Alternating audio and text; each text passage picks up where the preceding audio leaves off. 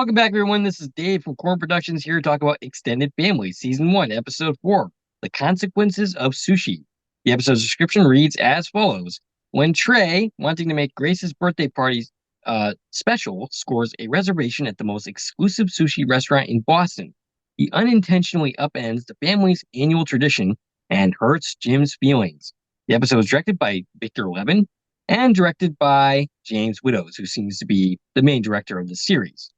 Before we go any further, I'll tell you a couple of things. One, this is not a sport-free podcast, so if you haven't watched the episode, I highly recommend you come and check it out, and then come back and give us a listen. Secondly, if you're listening on one of the platforms that this podcast is now available on, please subscribe. You can also head over to my YouTube channel where additional content can be discovered. If you're already on my YouTube channel, please like, share, and comment, as well as subscribing to our channel. All right, so we're recording this a little bit differently today. You're just still going to hear the audio, but we might sound a little bit different because we're actually separated. We're recording this via Zoom as opposed to our usual way of doing it. So yeah, I have one shout out for GB Rabble. He says that the acting is good, the writing not so much. I mean, compared to most of our critiques that we get, that's pretty mild, and I think it's a fair point. I mean, it's an opinion, whether you agree with it or not. Stacie, your thoughts on this week's episode? Okay, so I like the episode. One thing I think is important to remember is this was originally slated to be the second episode of the series. And yeah. I feel like that's important for a couple of reasons. One main point being that they still in this episode relied really heavily on that interview style recording of the video. Yep. And in episodes 2 and 3, which would have been, later in the season, if this had aired second, they don't do that as much. So I think that, they hadn't dialed that down yet when they were doing this episode, because I know a lot of people really didn't like that. So I feel like if you remember, this was supposed to be the second episode. You can just see, how that would have changed as they were progressing through their recordings. But also I can see why they didn't want to put this second after they had everything said and done, because it would have been really weird following the whole Grace's goldfish dying story with let's go eat some fish. Yeah. There's also a couple of other weird things. Like, for instance, it's a little jarring after last week's episode being about Jimmy's video gaming that we have a line where Jim is like, oh yeah, he's off playing video games. Right. Which I expected that anyways. Obviously, right. We're not going to follow through with we never use electricity or internet. But I mean, this is a sitcom, so it's not like the usual continuity applies. We're not going to spend the rest of the series in the dark. So, but it still was a little weird. Yeah. From that front. But I mean, it was a good episode. It was, it actually had some moments of heart. I liked it. Yeah, I thought it was a good episode. I laughed a lot. And I keep saying that, but it's true. My first watch through of these episodes, I laugh a lot. It's the kind of humor that I enjoy, and I know not everybody does, but I think it's a fun, casual watch. Another kind of continuity thing that that felt a little weird, which I think would have felt even weirder if this was the second episode, is that in the pilot we were very specifically told Grace is 13 and a half years old. Like, we made a big point of that half, right? Right. Yep. And now all of a sudden it's her 14th birthday. So we skipped ahead 6 months. Right. which is not really a huge issue, but it is kind of funny. It is kind of funny. And it makes more sense here to do it a couple episodes later than to do it the very next episode. The only thing that would have made this even better is if Grace came out and was like, I hate trigonometry, which, would have been kind of funny. But going back to the whole continuity thing. Yeah, you can't have all those through lines. Right.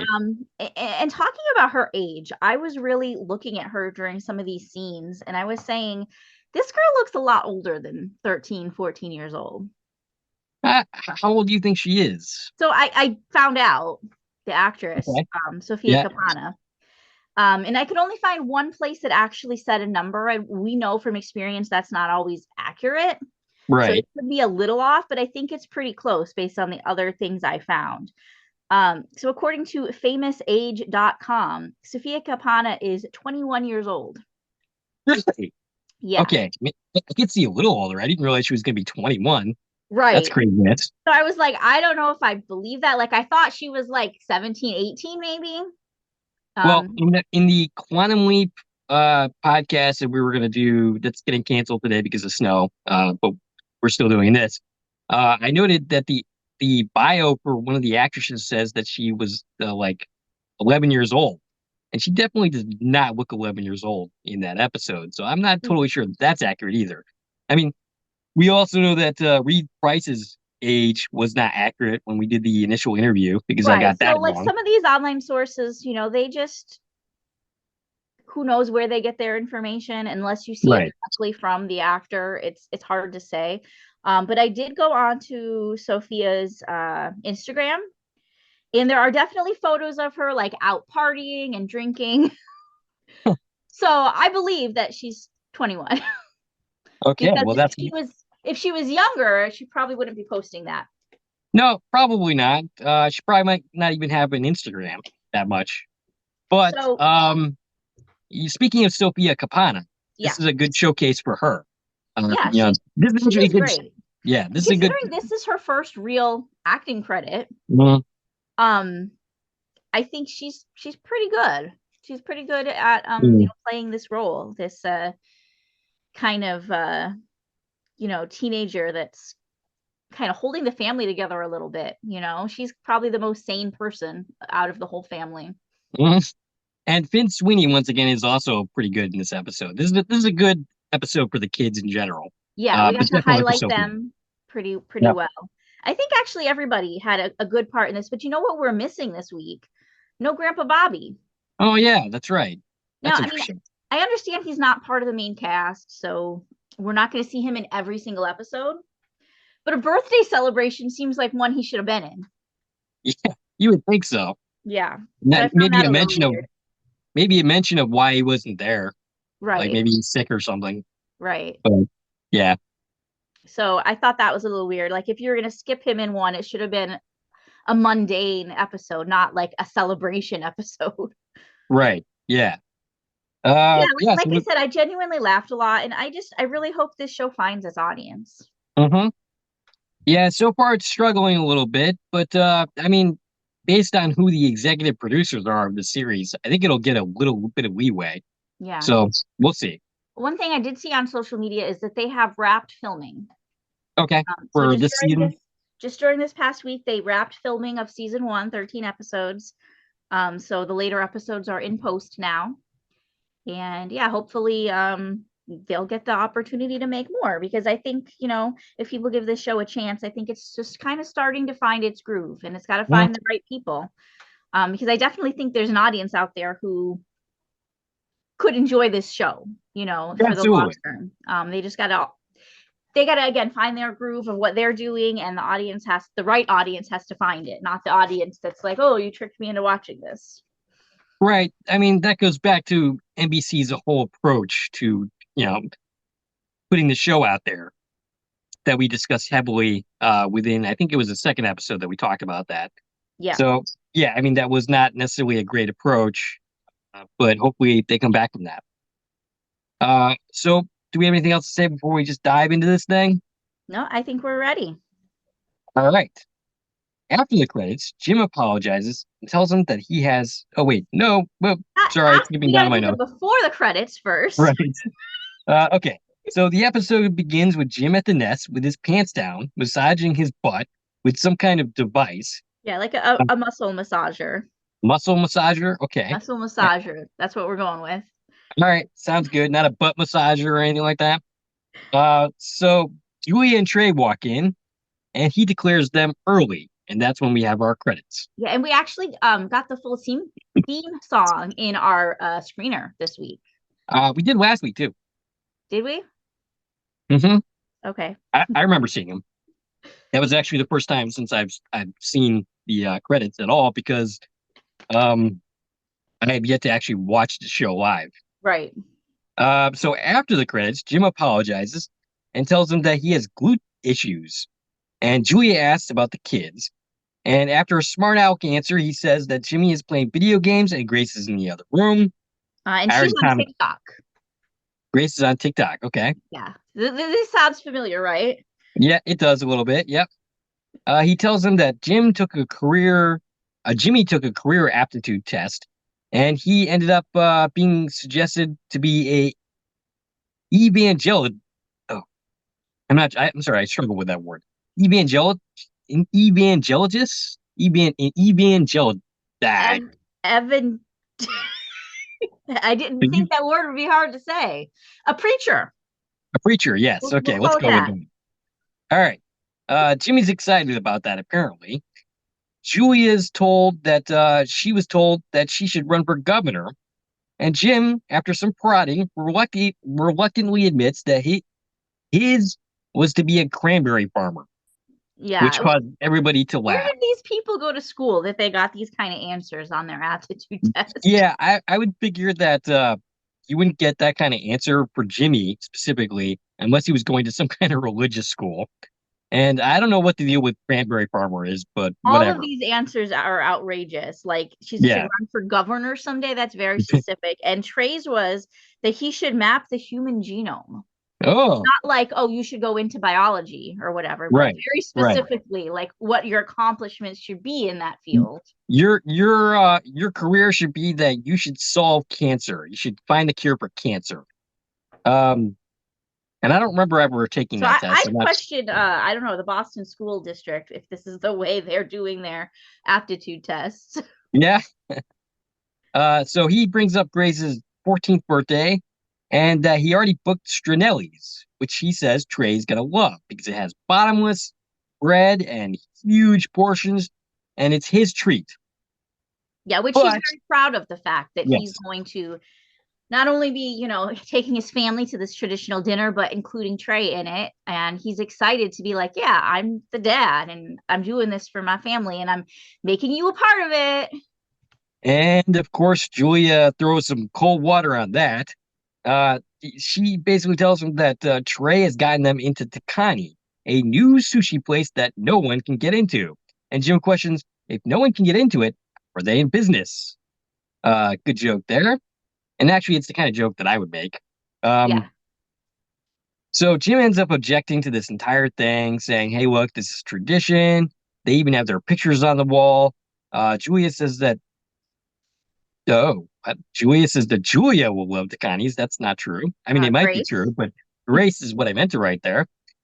And this all leads to a big argument. Yeah. And And more, basically what it well, comes down to is nobody asked Grace at this point right, what she wants. Nobody's included her in these plans at all. They each right. have their own agenda here. Uh-huh. And then we have more interviews where they say they didn't plan on what to do during holidays in advance. Why not? You're Right. planning everything else. You have a constitution, and Yeah, you didn't which, think about holidays. if this had aired as episode 2, we wouldn't know about the Constitution yet. But yeah, Right. it seems Yeah. like an inconsistency that here Mhm. Jim and Julia are telling us, yeah, we didn't really plan very well for anything. Right. Mhm. And then, the Constitution's like, oh, we planned every detail. Right. So again, a little bit of continuity there, issues. Yeah. I mean, like I said, like it's a sitcom, and continuity in a sitcom is a little sketchier usually. Right. So back to the main story. The argument continues. Jim is upset that they didn't consult him. Julia thought he would be thrilled because Sternelli's usually gives him diarrhea, which Jim says he does happily for his family.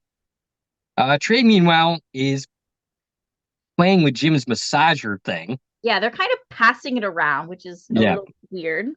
yeah. And he apologizes. Julia says he didn't do anything wrong. All he did was make plans about his daughter without asking. Yep, nothing wrong at all. Neither realized that they would need to ask Jim. Wow, these are two very clueless human beings. I mean, Right. Jim's no prize either, but still. I mean, if you're Uh, going to make plans like separately to do something with well, her, sure, you don't need to ask him. But if you're making plans that include the other parent, right, they should be involved in those plans. right. That's absolutely the thing. Like, if you're making separate plans, then there's no need. I mean, you do have to sort of coordinate, sure, but you don't have to clear the plans to the other person. But if you're including them in, then you want to talk to them for sure. Right. Like, Trish, the mother of my child, is not telling me like about her plans because I'm not involved in that. I have Right. my own separate thing. Have you ever gone out to dinner with your daughter and her other family? No. I mean, there's been a couple occasions where Kaylee will tag along. But no, I haven't had a family dinner like that, and I think I'm okay with that. That sounds a little bit awkward to me. But Yeah. I think there might have been one occasion that we were together, but other than that, I don't think so. So Jim is arguing for tradition, and Trey says he's overstepped and that they should go with Jim's plan. Julia says that Jim overstepped, and Jim says that she overstepped, and that it's 2-1, he wins. The kids, meanwhile, are listening via cell phone in the other room. I guess they're using the cell phone as like a spying device of some type. Yeah, so they have a line open. One of their cell phones is sitting in the living room listening, and they're on the other cell phone in Jimmy's bedroom. Mm. And Grace doesn't know what she should do, right? They got to the point where they're like, well, we're just going to leave it up to Grace. And she doesn't know what to Right, do. She doesn't want to disappoint anyone. right. Jimmy says that if his career test was right, these people are his flock and that they definitely need help. Grace, oh yeah, we already said that. Jimmy says it's her fault for having a birthday so soon after the divorce. She's like, that's a pretty stupid thing to say. And he comes back with, well, my father is a cranberry farmer. What do you want from me? I thought that was pretty funny. Uh, Grace looks up to Connie on her computer and decides this is what we're going to do. Yeah, she But said it looks really amazing. yeah, but she has a plan. She has a plan and she's not going to tell Jimmy. And I think that was the right move because telling him might have broke it. Yeah, probably. I mean, basically, her plan, which she formulated within seconds, by the way, this elaborate plan involves Jimmy doing certain things. Right. So, yeah. So Jim pretends that, going to Takani is great and his performance is not very good. I mean, John Cryer's performance is fine. Jim's performance, not so much. At Takani's, Jim pretends to be happy, and Trey says there's no ordering. The waiter decides the entire meal from start to finish. They get the first course, which is a small bite, and Jim is skeptical, but is surprised at how delicious it is. Yeah, and this is uni with dandelion. So it's a bite of fish and a dandelion head, which you could Yeah, get in your yard. right. And Uh, we're going to spend like thousands of dollars on this. yeah, I Maybe don't more. think I'd be happy with this. I wouldn't eat raw fish to begin with, but I don't know. It was pretty unimpressive, the like centimeter worth of fish on a plate. Meanwhile, they're looking at the koi that are in the tank, not for eating. And Trey mentions that these fish cost $20,000 each. 20,000 koi. The $20,000 koi, rather. koi that are on display in the fish tank. And I had to look that up because I was like, that doesn't make sense to me, right? Mhm. Like the cheap buffet restaurants have koi in their tanks. So I looked it up and I found that koi can cost anywhere from $10 for a baby all the way up to $50,000 each for show level fish. Yeah. They actually like track their lineage and everything just like you would show dogs.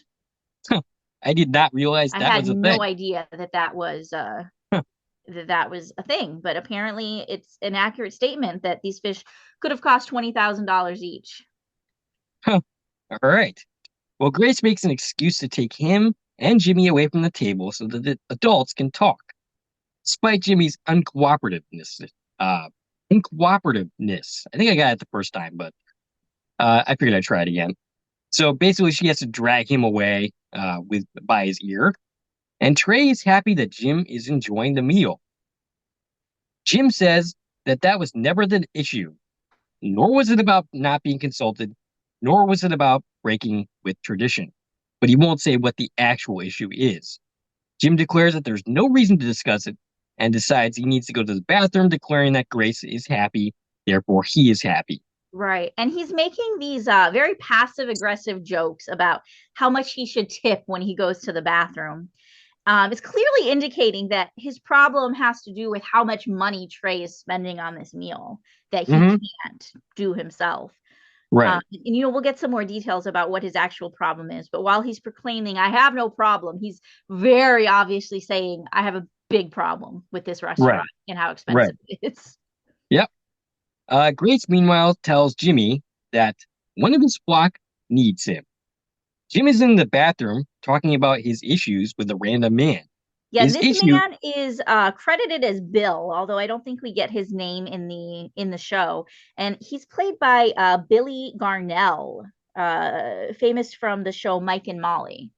Mike and Molly, okay. Yeah, do you remember His that one? nope, I don't think I ever watched it. Well, the Did whole you? I didn't watch it, but the whole point of that sitcom was that they were fat. So Mike Okay. and Molly met at Overeaters Anonymous, and they were really big, and that was the whole ha ha funniness of the show. Is they're two? It's a really fat couple. I don't So think I I would have never enjoyed that supported much. that concept. I never watched that, but I had no idea that's who this was until I looked up his IMDb because he's like a third of his former body weight, which I thought was Wow. pretty impressive. Yeah. So his issue is that he really can't compete with Trey. He can't be the hero.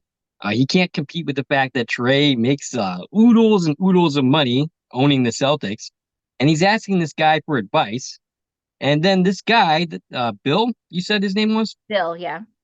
he goes on a very funny rant about how you don't talk in the men's bathroom, and you definitely don't like go on and on and on and on. And this is one of the few times that we've seen somebody outside of the main cast actually have any kind of role, and Yeah. it's very funny and it's very well done. It was a very I funny laughed. skit. He Yeah, was like, did I tell you about my fake leg and about my you're future right. son-in-law that has a spider tattoo on his face? Mm, And he gave us a line, or Jim gave us the line rather. He said, "Whatever happened to the kindness of strangers?" right. And I just had to note that that gave us an episode title from one of our From episodes. Oh yeah, that's right. Yeah, the Yeah, kindness of strangers. So my brain picks up some things like that. it all connects. So Jimmy ends up coming in after this dude leaves, and he goes to pee. And this entire sequence is really good, and I liked it. At the same time, it's also really weird, spending so much time in the bathroom with these men peeing. Yeah, But so Jimmy talks to his dad, and Jim suggests he should have majored in finance so he could make a bunch of money like Trey did. Jimmy says if he had done anything differently, he wouldn't be him, and he would be peeing next to another kid, which could be a problem. right. Because if Uh, he had lived his life differently, he wouldn't have ended up having Jimmy and Grace. exactly. Jim says Or that's is that her name? Yeah, Grace. Jimmy and Grace. Yeah, Jimmy says that's a surprisingly good point. Asks him if he's done peeing, and Jimmy says he was already done. He just likes talking to him. And Yeah, as they leave, uh, Jim is walking slightly behind Jimmy, and he gives him this look that suggests to me that he's both impressed by his son and kind of proud of who his son is becoming. absolutely. And one thing that happened during this conversation when Jim was talking about, what he would have done differently is he said he would have bought the Red Sox. And I Right. just thought that was fun because I had wondered, if we were ever going to reference the Red Sox, considering Hmm. one of the other executive producers is Tom Werner, one of the Right. owners of the Red Sox. So we got the Red Sox reference here. I was waiting for it. I knew we were going to get it eventually. And you got it. You are now satisfied. Grace tells us that her brother, for the first time in history, did what she does. She says this via interview. Yeah. That he did for the first time in history what she wanted him to do, and she knew what was about to happen. Yeah. So And the we cut most back. important part of the plan was still ahead. Right. We cut back to the party. They're singing "Happy Birthday." Grace blows out the candle, And and they they're eat. eating these super miniature, tiny, tiny cupcakes about the size of like I don't know, the size of a dime, maybe. Right. What exactly is it about the rich and like really small portions? Right. Like I've noticed Less that is in a lot of more. media. I've noticed that in a lot of media, and I don't understand it. Like I don't Well, understand. I guess the richer you are, there's some continuity to like how healthy you are, and rich and healthy people don't overeat. So they just nibble basically. Yeah. Okay. But the concept of paying astronomical prices for it, I can't comprehend that. But I know Right. this is one of those cases where, fiction is based on reality. Like this actually Mhm. happens. Right. So Jim suggests getting the tip, but then takes a look at the check and realizes it's a little too rich for his blood. Yeah, So even the tip is more than he can yeah, afford. So I can right. imagine how much this bite of fish cost them. Yep. Jimmy is surprised that the entire meat is surprised that was the no, okay. So Jimmy is surprised that that was the entire meal. I don't know why my notes says meeting here. Yeah, he thought these were just appetizers so far. He Right. thought the main course was still to come, and he is really upset because he's very hungry, and this place has not cut it for him. Grace asks the table who would love some spaghetti and meatballs. Everybody raises their hand, including Trey, and Grace asks Jim to save the day, which he happily agrees to do so. Smart little plan from Grace. Yeah, and I mean, I saw that coming. Yeah. Maybe because we're also come from the kind of family that would rather eat unlimited spaghetti to a bite of sushi. Right. Yes. Julia admits to us that she didn't realize how important it was to Jim to be a good dad. And Grace says that she knew the best outcome, so she manipulated everyone around her to get it. And Julia couldn't be prouder of her daughter. So we're at the Italian restaurant Stronelli's. Mm-hmm. Julia says that Grace is embracing Trey and suggests that because he's worth, embracing, but that doesn't mean that Jim is going to ever be replaced. And she says that she should have considered Jim's feelings before dismissing them. And Jim's all like, "Oh well, that's all I asked, that you at least consider my feelings before just completely ignoring them."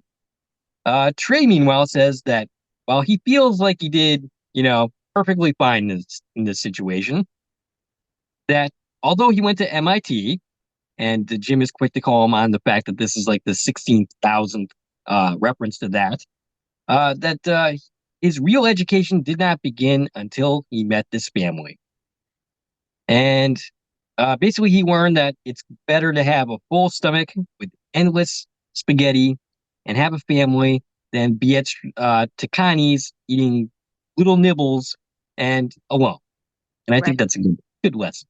And he was also very grateful that Jim was picking up the check. He said no one has Yep. done that for him since 2002. Right. That seems like a really long time. So are we in present day in this, or are we in the past at some point? I think we're in present day. So They it's not like haven't we're given us a reason to think otherwise, I don't right. think. So yeah, they didn't set it in the past where these events likely took place in actuality. Right. Okay. So Trey wants to take a picture, or actually, I think it's Jim that wants to take a picture. Yeah, they Let's decided that they needed to replace the picture on the wall. It was outdated. So they're like, let's take a new picture. And Trey volunteers to take the picture for them. and also Jim wants to use Grace's phone, and there's this back and forth like, "Hey, why don't you use your own phone?" And Yeah, then he says, I don't need you to take the picture. I'll just take a selfie of all of us. But right, once you use Grace's phone to do so, and of course she's being a perfect teenager, like, you can't touch my phone. What? Why are right. you going to touch my phone? And then she gives it over, and he's like, "Oh, well, what's your password?" And she's like, "That's never happening." And I like that little sequence. And But that's eventually he does end up taking the picture and including Trey in their family photo, which is the second time we've gotten that where we're including well, Trey in the family now. exactly. I mean, that was my other thing, is that this is kind of well trodden ground at this point. We've already done the whole Jim accepting Trey into the family bit. But Yeah, then again, this was supposed to be the second episode, not the right, fourth. right. But still, I'm not sure why we need to do that twice. Yeah. I mean, it's Uh, very similar to the whole we're going to include Trey in our height chart right, scene. exactly. That's what I'm saying. And yeah, basically, the end credits come. Jim is experiencing the aftermath of Strinelli's. He's going to his room to get toilet paper, going back and forth, and then he says that he was wrong. Yep. Wrong to go to He was Strinelli's. wrong. This was not worth it. The Right. spaghetti is bad. And that's where our episode ends. And that's where the episode ends. Now, I do have, again, a continuity problem with this end scene. And I hate that I do. And I hate to bring it up, but that's what we do, right? And this isn't a Yep. problem from episode to episode because I can accept discontinuity between episodes, but this is within this episode. And Yeah. here's my problem. At the very beginning of this episode, Jim was at the nest. Mhm. Julia and Trey were coming to take over their week. Right. Because they were doing the whole, like, they got their notebooks out and they're comparing notes, which means Jim was leaving. It's supposed to be Trey and Julia's week at the nest. And we know Right. from that conversation that this dinner was the very next day. So why Yep. is Jim the one sleeping at the nest in this aftermath? Oh, It should have yeah. been Trey and Julia at the nest at this point because they swapped the day before. Right. Yeah. Yeah, I get that. Yeah. So I was So, like, well, that's the little not what you told us at the beginning of the episode. But again, you got to just, shake it up to it's a sitcom and you can't look at it that hard. right.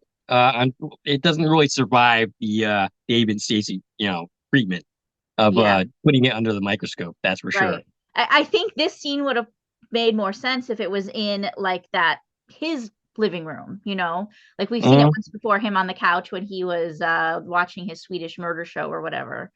A little picture of what his other house looks like. It should have been there. It should not have been in the nest where we're seeing him dealing with the aftermath of this dinner because again, we knew that it wasn't his week. Right. Yeah. So all in all, pretty good episode. Some continuity issues that really aren't that big of a deal when it comes down to it. But yeah, pretty enjoyable. Yeah, some good humor. Both, some good jokes, some good physical humor. I think that little guest actor doing the bathroom scene, I think that was great to have Yeah. some external comedy. I would have preferred to see Grandpa Bobby in this episode. Yep. Hopefully we'll see him again soon. The kids shine. Now, I expect John Cryer and Donald Faison to be real good. I expect them to do good performances and be funny because they've been doing this for a really long time. Right. These two are newcomers, so it's not as expected that they're going to put in good work, and they do very much so. Yeah, and I think the more we see of this family, the more we can tell that this was good casting. They have chemistry.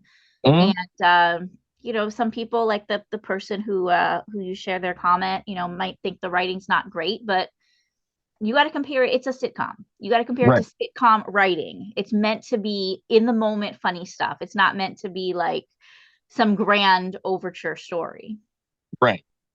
Yeah, makes sense to me. Yeah, and I think that everyone has done a pretty good job. Yeah.